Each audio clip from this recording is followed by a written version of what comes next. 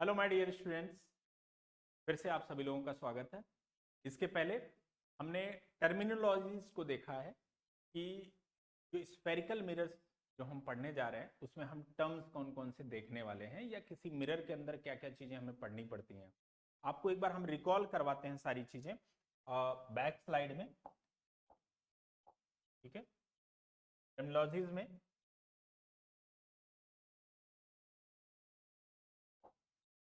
ठीक है, टर्मिनोलॉजीज में हमने ये सारे पॉइंट्स देखे थे कि पैरेलल रेज क्या होता है, प्रिंसिपल एक्सिस क्या होता है, सेंटर ऑफ कर्वेचर क्या होता है, फोकस क्या होता है, पोल क्या होता है, फोकल लेंथ हम किसको बोलेंगे, अपर्चर किसको बोलते हैं। ये सारी चीजें हम लोगों ने देख लिया है और एक एक डेफिनेशंस को हमने देखा है कि सेंटर ऑफ कर्वेचर हम किसको बोलेंगे, तो पोल से लेकर के सेंटर तक की सॉरी जो सेंटर होता है इस स्फेयर का जो सेंटर होगा उसको सेंटर ऑफ कर्वेचर बोलेंगे। फिर हमने रेडियस ऑफ कर्वेचर देखा था कि रेडियस ऑफ कर्वेचर क्या होगा, सेंटर से लेकर के पोल तक की जो दूरी होगी उसको हम रेडियस ऑफ कर्वेचर बोलते हैं। नेक्स्ट हमने देखा था कि प्रिंसिपल एक्सिस क्या होता है, वो लाइन जो सेंटर ऑफ कर्वेचर, फोकस, पोल तीनों को एक सीधी रेखा में मिलाती है उसको हम क्या बोलेंगे, प्रिंसिपल एक्सिस बोलते हैं। नेक्स्ट हमने देखा था कि फोकस क्या होता है, वो पॉइंट जहां पे सारी जो रेज हैं वो रिफ्लेक्ट होने के बाद एक पॉइंट पे या तो मीट हो रही हैं या तो अपीयर्स टू मीट हो रही हैं, तो हम ऐसे पॉइंट्स को क्या बोलेंगे, फोकस बोलेंगे। फिर हमने फोकल लेंथ देखा था। फोकल लेंथ में माय डियर स्टूडेंट आप समझ सकते हैं कि पोल और फोकस के बीच की जो दूरी होती है वो फोकल लेंथ कहलाती है। इसको हम स्मॉल एफ से डिनोट करते हैं। एक बहुत ही इंपॉर्टेंट पॉइंट जो आपको यहाँ पे समझना है कि हमेशा जो पोल फोकस होगा वो पोल और सेंटर ऑफ कर्वेचर के मिड पॉइंट पे होगा। जो पोल, अगर मान लीजिए मैं यहाँ पे एक इधर क्या बना रहा हूं, एक कोई कॉन्केव मिरर लिया, इस कॉन्केव मिरर में आप देख सकते हैं कि ये पॉइंट पोल कहलाएगी, ये पॉइंट जहां पे मीट करती हैं रेस वो फोकस कहलाती है। जहां पे मीट करती हैं, मान लीजिए यहाँ पे मीटिंग हो रहा है, ठीक है, तो ये क्या कहलाएगा, ये कहलाएगा फोकस। और इससे डबल डिस्टेंस पे सेंटर ऑफ कर्वेचर हमेशा पाया जाता है, यानी कि हमेशा जो होगा फोकस वो सेंटर जो रेडियस ऑफ कर्वेचर होगा उसके हाफ पर प्रेजेंट होगा। यानी कि हम कह सकते हैं कि अगर ये पूरा का पूरा लेंथ जो है वो रेडियस ऑफ कर्वेचर आर है और ये जो दूरी है, ये जो दूरी है यहाँ पे पोल और फोकस के बीच में स्मॉल एफ है, तो ये आर जो होगा वो डबल होगा, आर जो होगा वो डबल होगा फोकस फोकस के यानी फोकल लेंथ के। आप यहाँ पे ये रिलेशन देख सकते हैं कि रेडियस ऑफ कर्वेचर जो होता है वो डबल होता है फोकल लेंथ के। सो माय डियर स्टूडेंट्स, ये एक इंपॉर्टेंट रिलेशन है। ये ऐसे भी लिख के आ सकता है कि फोकस फोकल लेंथ जो होता है वो रेडियस ऑफ कर्वेचर का हाफ होता है। या तो हम डबल बोल सकते हैं रेडियस ऑफ कर्वेचर को, या तो हम फोकल लेंथ को क्या बोल सकते हैं कि ये हाफ होता है। तो ये पॉइंट आपको यहाँ पे याद रखनी है। नेक्स्ट हमने फिर देखा था कि अपर्चर क्या होता है। जनरली अपर्चर बच्चे भूल जाते हैं। अपर्चर एक तरह का डायमीटर होता है जो कॉनकेव मिरर हो चाहे कॉन्वेक्स मिरर हो, जो इनके बीच की दूरी, मान लीजिए ये ए पॉइंट से स्टार्ट हुआ बी पॉइंट पे खत्म हो रहा है, ये जो मिरर है वो ए से स्टार्ट होकर के बी तक गया है, तो ए और बी को मिलाने वाली सीधी जो रेखा होगी, जो डिस्टेंस होगी, उसको हम अपर्चर बोलते हैं और उसको हम स्मॉल डी से रिप्रेजेंट करते हैं। ओके, तो माय डियर स्टूडेंट्स, अभी तक हमने सारी टर्मिनोलॉजीज जो एक स्फेरिकल मिरर के अंदर हम यूज करते हैं वो हमने देखा है। जैसे कि हमने देखा कि सेंटर ऑफ कर्वेचर क्या होगा, यानी कि स्फेयर का जो सेंटर होगा वो सेंटर ऑफ कर्वेचर होगा जिसको हम सी से डिनोट करते हैं। रेडियस ऑफ कर्वेचर क्या होगा, यानी कि जो सेंटर से लेकर के पेरीमीटर तक की दूरी होगी या हम कह लें पोल तक की जो दूरी होगी उसको हम रेडियस ऑफ कर्वेचर बोलेंगे। फोकस क्या होगा, जहां पे सारी पैरेलल रेज रिफ्लेक्ट होने के बाद मिलती हैं या मिलती हुई प्रतीत होती हैं, वो पॉइंट क्या कहलाता है, फोकस पॉइंट या फोकल कहलाता है। और फोकल लेंथ क्या होता है, तो पोल और फोकस के बीच की जो दूरी होती है उसको हम फोकल लेंथ बोलते हैं और उसको हम स्मॉल एफ से डिनोट करते हैं। फिर हमने ये भी बताया कि जो रेडियस ऑफ कर्वेचर जो कैपिटल आर है वो फोकस से क्या रिलेशन में होता है, हमेशा रेडियस ऑफ कर्वेचर डबल होगा फोकल लेंथ के, या हम कह सकते हैं कि F is equals to R by 2। उसके बाद हमने देखा कि अपेरचर क्या होता है। अपेरचर जो जहां तक जिस लेंथ तक हमारा जो है कर्ड सरफेस होगा या रिफ्लेक्टिंग सरफेस होगा, अगर हम डायरेक्ट उसको मिला दें तो वो जो होगा अपर्चर कहलाता है। ये एक तरह से हम स्मॉल डी से डिनोट करते हैं। तो ये सारे टर्म्स हम लोगों ने समझ लिए हैं जो कि आगे यूज होने वाले हैं। नेक्स्ट टॉपिक में हम ये देखेंगे कि इमेज फॉर्मेशन के कुछ रूल्स होंगे। जो रेज आती हैं, ठीक है ना, सोर्स से जो रेज आ रही हैं वो रिफ्लेक्ट होने के बाद कुछ रूल्स को फॉलो करती हैं। वो रूल्स कौन कौन से हैं आइए समझते हैं। सबसे पहला रूल्स ये है कि अगर रेज पैरेलल आ रही हैं, ठीक है ना, अगर बहुत सारी रेज या बंडल ऑफ रेज क्या आ रही हैं, ये प्रिंसिपल एक्सिस के पैरेलल आ रही हैं। और हमेशा ध्यान रखिएगा जब भी हम बनाते हैं तो रिफ्लेक्टिंग सरफेस की तरफ यानी कि लेफ्ट से ही जो भी लाइट होगी उसको हम इंडेंट कराते हैं। ये रूल्स आप समझ सकते हैं कि रिफ्लेक्टिंग सरफेस जिधर होगा उधर से हम वो करवाएंगे। और ज्यादातर केसेस में लेफ्ट साइड में ही हम ऑब्जेक्ट को रखते हैं और ऑब्जेक्ट से निकलने वाली जो रेज हैं वो लेफ्ट साइड से आकर के इस पे इंसिडेंट होंगी, चाहे वो कॉनकेव मिरर हो चाहे वो कॉन्वेक्स मिरर हो। अच्छा, ये कौन सा मिरर है? कॉनकेव मिरर है। कॉनकेव मिरर में आप देखेंगे कि पीछे हम इस तरह का डॉटेड लाइन हमेशा बना करके दिखाएंगे, क्योंकि ये जो होगा पेंटेड सरफेस होगा या सिल्वर जो पॉलिश्ड होगा वो इसी सरफेस पे होगा। यानी कि ये मेरा अंदर वाला जो सरफेस है वो रिफ्लेक्टिंग सरफेस होगा। ये जो सरफेस है वो कैसा सरफेस होगा? रिफ्लेक्टिंग। ओके, रिफ्लेक्टिंग सरफेस होगा। ठीक है, तो क्या हो रहा है? पहला रूल क्या कहता है? पहला रूल ये कहता है कि जितने भी रेज पैरेलल आएंगी प्रिंसिपल एक्सिस के, वो रिफ्लेक्ट होने के बाद फोकस से ही होके इनको जाना पड़ेगा। यानी कि वो पॉइंट जो हम कैपिटल एफ से डिनोट कर रहे हैं, अगर रेज पैरेलल आ रही हैं और इंसिडेंट हो रही हैं तो वापस जाते समय उनको फोकस पॉइंट से ही हो करके जाना पड़ेगा। आप देख सकते हैं कि यहाँ पे जो रेज आ रही है, मान लेते हैं ये पी पॉइंट पे, पी नहीं, क्यू पॉइंट पे इंसिडेंट हो रही है और ये क्यू पॉइंट है आपका। तो चूंकि यहाँ पे लॉज ऑफ रिफ्लेक्शन भी फॉलो होगा तो एंगल ऑफ आई, यहाँ पे एंगल ऑफ आई है, एंगल आई एंगल आर के बराबर हो जाएगा। ये दोनों रूल्स तो हमेशा ही फॉलो होंगे। Angle I is equal to angle R, और दूसरा normal, normal, incident ray, reflected ray, all lies in the same planes. ये लॉज ऑफ रिफ्लेक्शन हमेशा फॉलो होगा चाहे किसी भी तरह का मिरर हो। यहाँ पे हम कॉन्केव मिरर यूज कर रहे हैं तो यहाँ पे लॉज ऑफ रिफ्लेक्शन के थ्रू ये तो जितने जैसे ही आ रही हैं वो रिफ्लेक्ट होने के बाद फोकस से जाएंगी और इनके बीच में जो एंगल बनेगा वो हाफ पार्ट नॉर्मल के एक तरफ होगा, हाफ पार्ट दूसरी तरफ होगा। हम कह सकते हैं कि एंगल ऑफ इंसिडेंस किसके बराबर होगा? एंगल ऑफ रिफ्लेक्शन के बराबर होगा। एक चीज और ध्यान दें कि जो नॉर्मल होगा हमेशा वो सेंटर ऑफ कर्वेचर से पास होगा, तभी जाकर के इस सरफेस पे ये परपेंडिकुलर, क्योंकि नॉर्मल हमेशा रिफ्लेक्टिंग सरफेस पे परपेंडिकुलर होगा, 90 डिग्री पे होगा।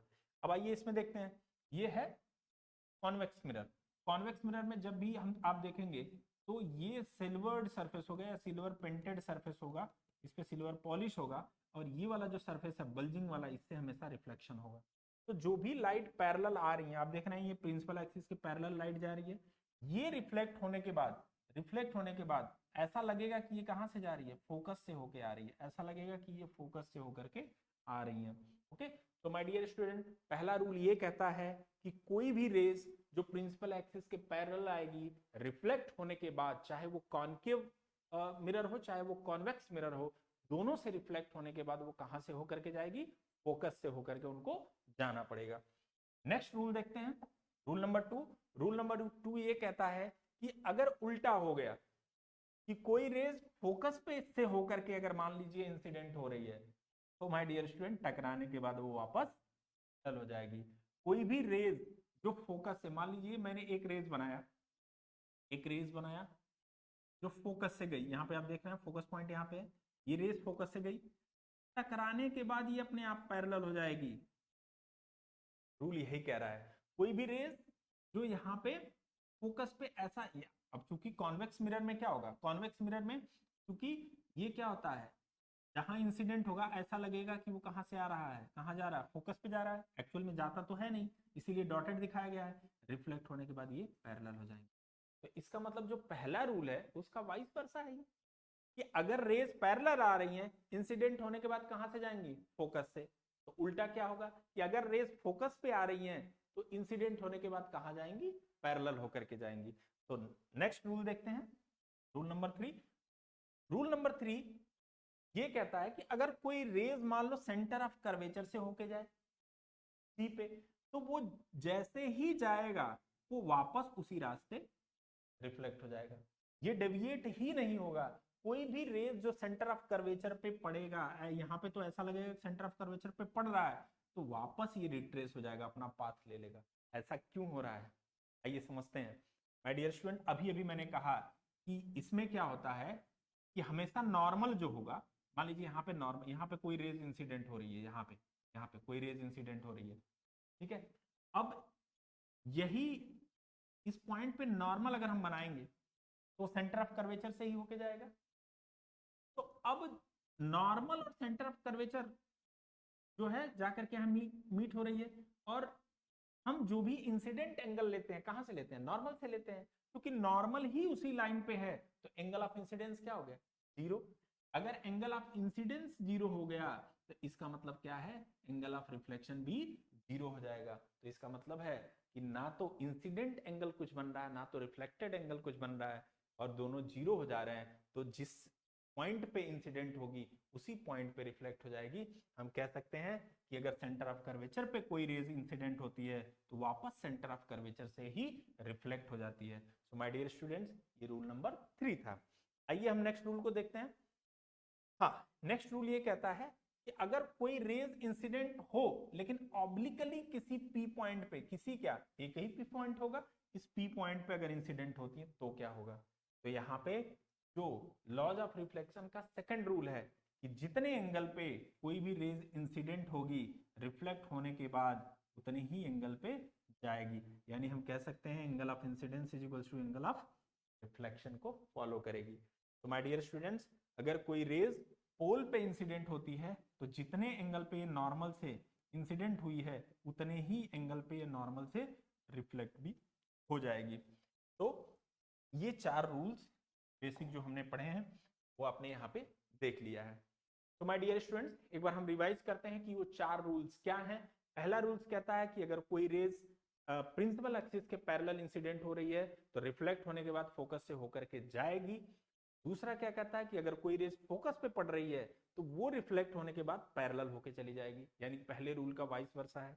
तीसरा रूल कहता है कि कोई अगर रेज सेंटर ऑफ कर्वेचर पे इंसिडेंट हो रहा है तो वो वापस बिना डिफ्लेक्ट हुए सेंटर ऑफ कर्वेचर से ही निकल जाएगी। और फोर्थ रूल कहता है कि कोई रेज अगर ऑब्लिकली किसी पोल पे इंसिडेंट होती है तो जितने एंगल पे वो इंसिडेंट हुई है नॉर्मल से उतने ही एंगल पे रिफ्लेक्ट हो जाएगी। तो my dear students, most awaited topic जो आज हम अभी स्टार्ट करने जा रहे हैं वो ये है कि कैसे इमेज का फॉर्मेशन होता है। जो 4 रूल्स आप पढ़े हैं उसी रूल्स का यूज करके हम इमेज का फॉर्मेशन देखने वाले हैं। तो 1 बाय 1 दोनों ही स्फेरिकल मिरर को आज हम ऑब्जर्व करेंगे। सबसे पहला जो हम देखने जा रहे हैं कि कॉन्केव मिरर में इमेज का फॉर्मेशन कैसे होता है। आइए देखते हैं। अगर हमारा कोई ऑब्जेक्ट कहाँ है, इनफाइनाइट पे है। इनफाइनाइट का मतलब है कि बहुत दूर, इस सेंटर ऑफ कर्वेचर से कई किलोमीटर दूर आप मान सकते हैं, या कई मीटर दूर, बहुत दूरी पे रखा हुआ हो, और वहां से लाइट रेज अगर आ रही है। आपको मैंने शुरू में ही बताया कि अगर कोई ऑब्जेक्ट इनफाइनाइट पे रखा है, वहां से अगर कोई रेज आएगी तो वो पैरेलल आएंगी, पैरेलल बीम आएंगी। तो आप देख सकते हैं कि प्रिंसिपल एक्सिस के पैरेलल रेज आ रही है। सपोज कोई एक मैन है या आदमी है, यहाँ पे खड़े हैं, और इनका हेड का पोजीशन ए है और पैर का, फुट का पोजीशन बी है। तो अगर कोई रेज यहाँ से आ रही है पैरेलली, ठीक है, तो वो क्या हो रही है, यहाँ पे कॉन्केव मिरर पे इंसिडेंट हो रही है। इंसिडेंट होगी, लॉज ऑफ रिफ्लेक्शन फॉलो होगा, angle of incidence is equals to angle I is equals to angle R हो जाएगा। और जो आपको ने पढ़ा है, आपने रूल के अकॉर्डिंग पढ़ा है कि जो रेज पैरेलल आएंगी वो रिफ्लेक्ट होने के बाद कहां से होके जाएंगी, फोकस से होके जाएगी। कहां से होके जाएंगी, फोकस से। दूसरा आप देखिए, मान लेते हैं दूसरा रेज यहां से चल रही है तो वो रिफ्लेक्ट होने के बाद कहां मिलेगी, फोकस पे। तो माय डियर स्टूडेंट्स, हमने कहा है कि इमेज का फॉर्मेशन वहीं पे होगा जहां पे मिनिमम 2 रेज रिफ्लेक्ट होने के बाद मिलती हैं।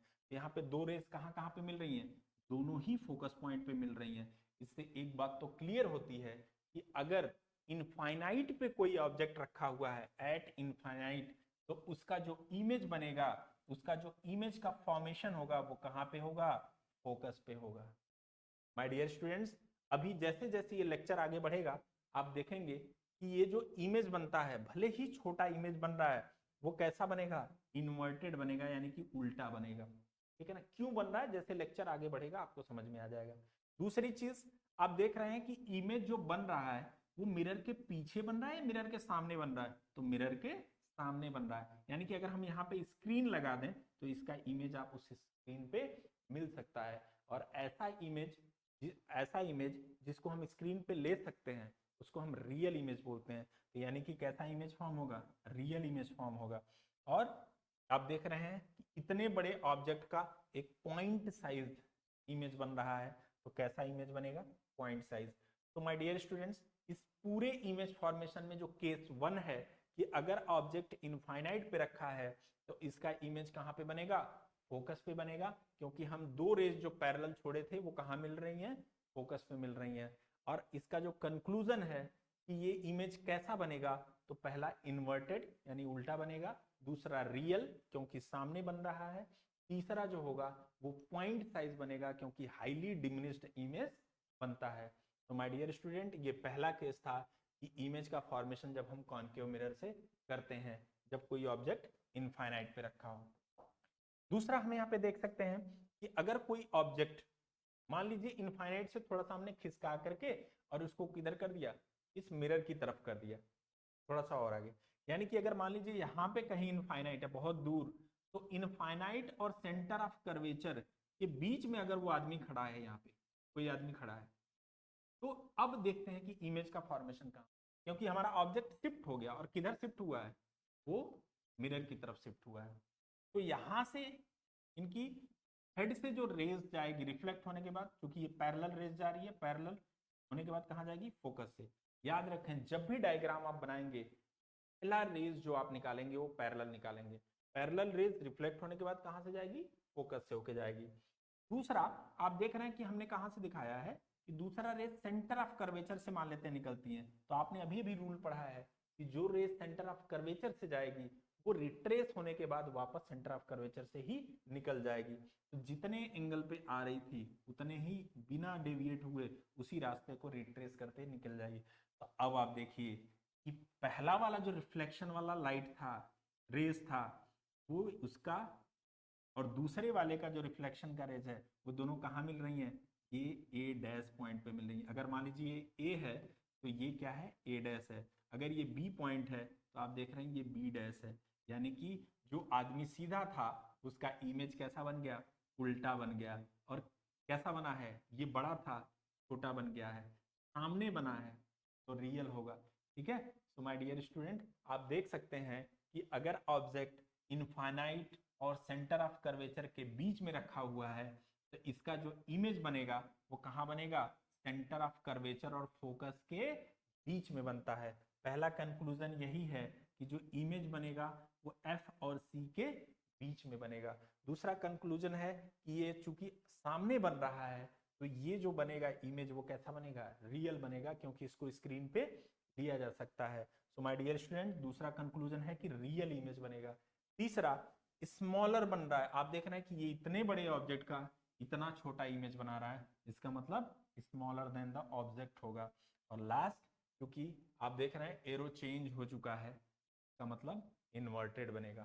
सो माय डियर स्टूडेंट, पहला केस आपने देखा कि ऑब्जेक्ट जब इनफाइनाइट पे है तो इमेज उसका कहाँ बन रहा था, फोकस पे बन रहा था, हाईली डिमिनिश्ड बन रहा था, इन्वर्टेड बन रहा था, रियल बन रहा था।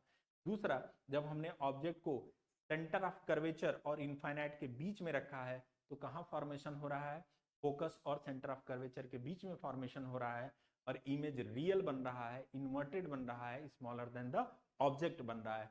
आइए हम नेक्स्ट देखते हैं कि अब थोड़ा सा और ऑब्जेक्ट को खिसकाते हैं, यानी कि इस आदमी को अब हम कहाँ पे रखेंगे, सेंटर ऑफ कर्वेचर पे। ये मोस्ट इंपॉर्टेंट फॉर्मेशन है क्योंकि ये ज्यादातर एग्जामिनेशंस में ये इमेज पूछा जाता है कि अगर हमारा जो ऑब्जेक्ट है वो सेंटर ऑफ कर्वेचर पे हो तो उसका इमेज कहाँ पे बनेगा। रूल्स के अकॉर्डिंग चलते हैं। पहला रूल कहता है कि अगर कोई पैरेलल रेज जा रही है, रिफ्लेक्ट होने के बाद कहाँ से जाएगी, फोकस से होकर के जाएगी, फोकस से। दूसरा रूल कहता है कि अगर कोई रेज फोकस से जा रहा है तो रिफ्लेक्ट होने के बाद वो पैरेलल हो जाएगी।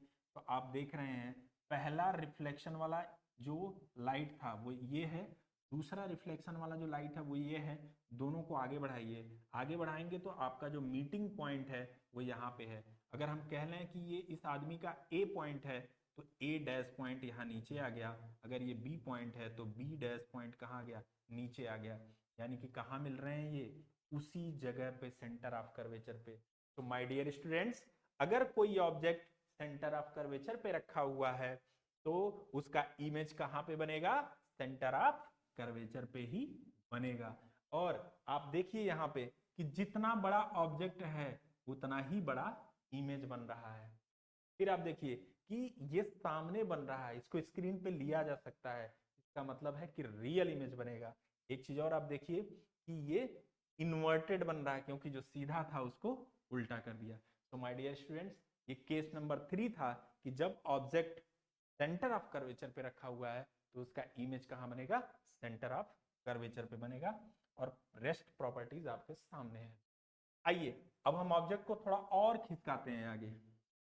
अब हम ऑब्जेक्ट को सेंटर ऑफ कर्वेचर और फोकस के बीच में, ये आप देख रहे हैं कि यहाँ पे ऑब्जेक्ट है मेरा, ठीक है। रूल्स के अकॉर्डिंग चलते हैं। पहला रूल्स, अगर पैरेलल रेज निकल रही है रिफ्लेक्ट होने के बाद कहां से जाएगी, फोकस से। दूसरा रूल, अब हम क्या करेंगे, इसको ऐसे रिफ्लेक्ट करते हैं कि इंसिडेंट कहां से, सेंटर ऑफ कर्वेचर से निकल रहा हो तो वापस सेंटर ऑफ कर्वेचर पे जाएगा। तो इधर आप देख रहे हैं कहीं मिलने का चांस नहीं है रिफ्लेक्ट होने के बाद, लेकिन इधर कन्वर्ज हो रही है तो कहीं दूर जाके यहाँ मिल रही है। मान लेते हैं कि इनफाइनाइट यहाँ है, इनफाइनाइट और सेंटर ऑफ कर्वेचर के बीच में कहीं जाकर के मिल रहा है ये रिफ्लेक्टिंग जो रेज है, इसका मतलब मीटिंग पॉइंट यहाँ पे है। जो ए पॉइंट ऊपर था वो ए डैश पॉइंट नीचे हो गया, जो बी पॉइंट बेस था वो यहाँ पे बी डैश हो गया। इससे क्या कंक्लूजन निकलता है कि अगर ऑब्जेक्ट हमारा सेंटर ऑफ कर्वेचर और फोकस के बीच में है तो उसका इमेज कहां बन रहा है, इनफाइनाइट और सेंटर ऑफ कर्वेचर के बीच में बनेगा। आप देख रहे हैं कि ये ऑब्जेक्ट छोटा था लेकिन इसका इमेज अब बड़ा बनना शुरू हो गया है, यानी कि बिगर देन द ऑब्जेक्ट बनेगा। आप देख रहे हैं कि सामने बन रहा है तो रियल बन रहा है, उल्टा भी बनेगा क्योंकि यहाँ पे आप देख रहे हैं कि इन्वर्टेड इमेज बन रहा है। तो माय डियर स्टूडेंट्स, ये चौथा नंबर था कि जब हमने ऑब्जेक्ट को धीरे धीरे हम लेफ्ट साइड से इसको खिसका रहे हैं, मिरर की तरफ रख रहे हैं, और ऑब्जेक्ट पहले इनफाइनाइट पे देखे तो पोल पे इमेज बना है, सॉरी, जब हम इनफाइनाइट पे ऑब्जेक्ट रखे हैं तो फोकस पे इमेज बना है। जब हमने इनफाइनाइट और सेंटर ऑफ कर्वेचर के बीच में ऑब्जेक्ट रखा तो पोल और सॉरी सेंटर ऑफ कर्वेचर और फोकस के बीच में इमेज बना है। जब हमने सेंटर ऑफ कर्वेचर पे ऑब्जेक्ट को रख दिया तो सेंटर ऑफ कर्वेचर पर ही इमेज बन रहा है। और जब हम सेंटर ऑफ कर्वेचर और फोकस के बीच में ऑब्जेक्ट को रख रहे हैं तो इमेज कहां बन रहा है, सेंटर ऑफ कर्वेचर और इनफाइनाइट के बीच में बन रहा है। यानी जैसे जैसे ऑब्जेक्ट इधर मूव करता जा रहा है किसकी तरफ, मिरर की तरफ, इमेज वैसे वैसे दूर चला जा रहा है। और पहले छोटा इमेज बन रहा था और जैसे जैसे ऑब्जेक्ट पास में आ रहा है अब इमेज बड़ा बन रहा है लेकिन उल्टा बन रहा है। नेक्स्ट केस देखते हैं। तो अब हमने कहां तक पहुंचा दिया इसको, सेंटर ऑफ कर्वेचर और फोकस। थोड़ा और शिफ्ट करते हैं तो अगला इसका जो स्टेप है वो फोकस पे रखेंगे। यानी कि अगर मेरा ऑब्जेक्ट फोकस पे रखा हुआ हो, मान लीजिए कोई एक आदमी है जो कहां पे है, अभी फोकस पे खड़ा हुआ है, इसका इमेज कहां पे बनेगा। तो पहला रूल मैंने बताया है कि पैरेलल रेज डालेंगे, वो रिफ्लेक्ट होने के बाद कहां से होके जाएगी, फोकस से होके जाएगी और ऐसे निकल जाएगी। दूसरा, आप देख रहे हैं कि सेंटर ऑफ कर्वेचर से जा रहा है और वो सेंटर ऑफ कर्वेचर को ही रिट्रेस करेगा। माय डियर स्टूडेंट बहुत ध्यान से देखना, ये जो दूरी है दोनों रेज के बीच में, चाहे इन रिफ्लेक्टेड रे के बीच में, इनके बीच में ये कांस्टेंट दूरी है, ये गैपिंग कांस्टेंट है। और जब गैपिंग कांस्टेंट हो तो इसका मतलब दोनों रेज पैरेलल रेज निकल रही हैं। तो माय डियर स्टूडेंट, तो जब पैरेलल रेज हैं तो कहीं इनका मीटिंग पॉसिबल तो है नहीं, लेकिन अगर देखा जाए तो ये नीचे की तरफ जा रही हैं, नीचे की तरफ जा रही हैं। यानी कि जब भी मिलेंगी तो हम मान लेते हैं कि इनफाइनाइट पे मिलेंगी। और कैसा मिलेंगी, उनका इमेज जो होगा वो उल्टा बनेगा, क्योंकि मान लेते हैं यहां बन रहा है तो वो इमेज कैसा बनेगा, उल्टा बनेगा और बहुत ज्यादा इनलार्ज इमेज बनेगा। तो माय डियर स्टूडेंट, आप देख सकते हैं कि पांचवें केस में कि अगर ऑब्जेक्ट फोकस पे रखा हुआ है तो उसका इमेज कहां बनेगा, इनफाइनाइट पे बनेगा। और कैसा बनेगा, सामने बन रहा है तो रियल बनेगा। और आप देख रहे हैं कि बहुत दूर जाके मिल रहा है तो इसका मतलब इनलार्ज बनेगा, हाईली इनलार्ज बनेगा। आप यहाँ कंक्लूजन देख सकते हैं, इनफाइनाइट में बनेगा, रियल बनेगा, इन्वर्टेड बनेगा और इनफाइनाइटली लार्ज साइज का बनेगा, यानी बहुत बड़े साइज का बनेगा। तो माय डियर स्टूडेंट्स, ये था 5वां केस। नेक्स्ट केस देखते हैं कि ऑब्जेक्ट को थोड़ा और आगे मूव कराते हैं। अब हम फोकस और पोल के बीच में ला करके रख देते हैं। जरा यहां देखते हैं कि ये आखिरी पड़ाव पे इमेज कहां बन रहा है। पहला रूल, अब चूंकि हम पैरेलल निकालेंगे तो ऐसे दिखाना पड़ेगा कट करते हुए, तो इसीलिए मैं पहला इंसिडेंट रेज जो क्या कर रहा हूं वो पोल पे इंसिडेंट करा रहा हूं मैं। पोल पे जैसे इंसिडेंट होगा तो जितने ही एंगल पे, मान लेते हैं एंगल आई पे आया तो उतने ही एंगल पे रिफ्लेक्ट हो जाएगा। मान लेते हैं आर है तो यानी ये भी आई एंगल होगा। पहला रेस तो ऐसे निकल गया। दूसरा, हम सेंटर ऑफ कर्वेचर से इसको भेज रहे हैं, सेंटर ऑफ कर्वेचर से जाएगा तो वापस सेंटर ऑफ कर्वेचर पे रिट्रेस होगा इसी पाथ को। यानी आप ध्यान से देखिए माय डियर स्टूडेंट, ये रिफ्लेक्टेड रे है, ये भी रिफ्लेक्टेड रे है। जब इसको आगे बढ़ा रहे हैं आप तो ये फैलता चला जा रहा है, यानी कि इनके बीच की गैपिंग बढ़ती चली जा रही है। इसका क्या कंक्लूजन है? इसका मतलब है कि ये इस साइड, यानी कि ऑब्जेक्ट के साइज तो कहीं साइड कहीं मिलने वाली नहीं है, तो मिलेंगी कहां पे? आप देख रहे हैं कि पीछे अगर हम इस रेज को डॉटेड में बढ़ाते चले जाएं तो पीछे कहीं एक पॉइंट पे मिलती हुई प्रतीत हो रही है। मिलेंगी नहीं क्योंकि रेज तो रिफ्लेक्ट हो गए, लेकिन यहां से अगर मैं देखूंगा तो मुझे लगेगा कि ये पीछे से कहीं मिल रही है, पीछे जाकर के मिल रही है। तो माय डियर स्टूडेंट, इसका सीधा सीधा मतलब है कि मीटिंग पॉइंट आपका जो है इस मिरर के पीछे है। तो इसका मतलब ये कैसा इमेज बना रहा है? वर्चुअल इमेज बना रहा है, क्योंकि रियल तो है नहीं, स्क्रीन पे आप ले नहीं सकते हैं। तो ये वर्चुअल इमेज बना रहा है। आप देख रहे हैं ऑब्जेक्ट के साइज से बड़ा बना रहा है, यानी कि इनलार्ज इमेज बनेगा और सीधा बन रहा है। हर केसेस में उल्टा इमेज बना, हर केस में, लेकिन पोल और फोकस के बीच में अगर ऑब्जेक्ट रखेंगे तो इमेज सीधा बनेगा, इनलार्ज बनेगा। तो क्या कंक्लूजन यहां निकलता है कि अगर ऑब्जेक्ट पोल और फोकस के बीच में है तो इमेज कहां बनेगा?